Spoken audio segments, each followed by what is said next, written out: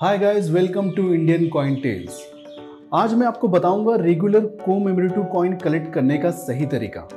और यहाँ regular commemorative coin से मेरा मतलब है वो कॉइन्स जो कि इतनी ज़्यादा क्वांटिटी में प्रिंट किए गए हैं, इतनी ज़्यादा क्वांटिटी में मिंट किए गए हैं कि आसानी से कहीं भी किसी के भी पास मिल जाते हैं।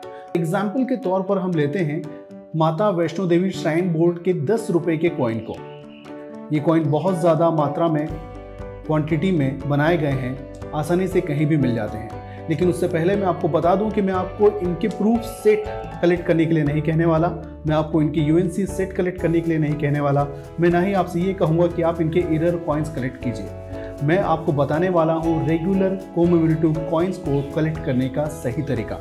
तो सबसे पहले आपको बता दूं कि आप इन्हें यूएनसी कंडीशन में कलेक्ट करें।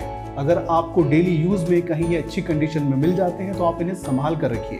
लेकिन अगर आपको ये नहीं मिलते हैं तो आप किसी कॉइन एग्जीबिशन में जाकर इन्हें परचेस कर सकते हैं। जैसे कि आप देख रहे हैं कि मेरे हाथों में माता वैष्णो देवी के 10 रुपये के 3 कॉइन हैं जो कि मुंबई, नोएडा और हैदराबाद मिंट से हैं, क्योंकि कोलकाता मिंट का इसमें कोई कॉइन मिंट नहीं हुआ। कोलकाता मिंट ने ये कॉइन बनाया ही नहीं। अगर आपको ये डेली यूज़ में नहीं मिलते हैं तो आप किसी कॉइन एग्जीबिशन में जाकर इन्हें परचेज भी कर सकते हैं, जहां इनकी कीमत 15 रुपये से लेकर 25 रुपये के बीच होती है पर कॉइन। उसके अलावा एक और तरीका है इन कॉइन्स को कलेक्ट करने का, इन रेगुलर कोमेमोरेटिव कॉइन्स को कलेक्ट करने का, जो हॉबी के साथ साथ आपके इन्वेस्टमेंट पर्पस को भी फुलफिल करता है।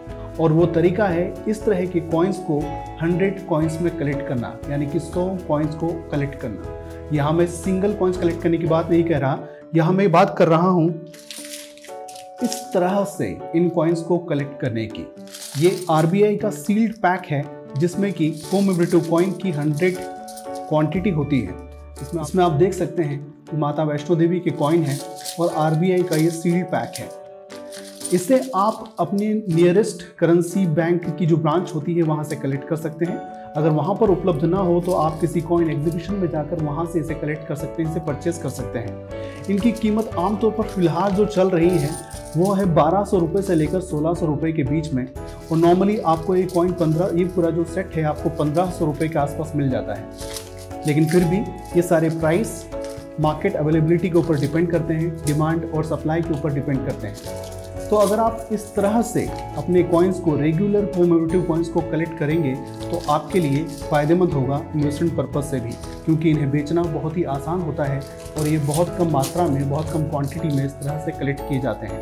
इसके अलावा मैं आपको दिखा दूँ लाला लाजपत राय का एक पैक, यानी कि आप दूसरे कोमेमोरेटिव कॉइन को भी इसी तरह से कलेक्ट कर सकते हैं।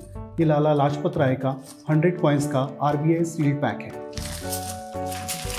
ये एक और पैक जो कि स्वामी चिन्मयानंद का कॉइन है, 100 कॉइन्स का एक पैक है, आप इसे भी इस तरह से कलेक्ट कर सकते हैं।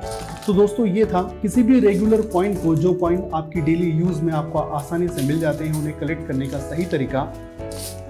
इसके अलावा अगर आपकी कोई सवाल है इस वीडियो से रिलेटेड, कलेक्शन से रिलेटेड, कॉइन से रिलेटेड, तो हमसे ज़रूर पूछिए कमेंट बॉक्स में। हम कोशिश करेंगे आपके सभी सवालों का जवाब जल्द से जल्द देने के लिए। सुनते रहिए इंडियन कॉइन टेल्स, देखते रहिए Indian coin tales. Thank you.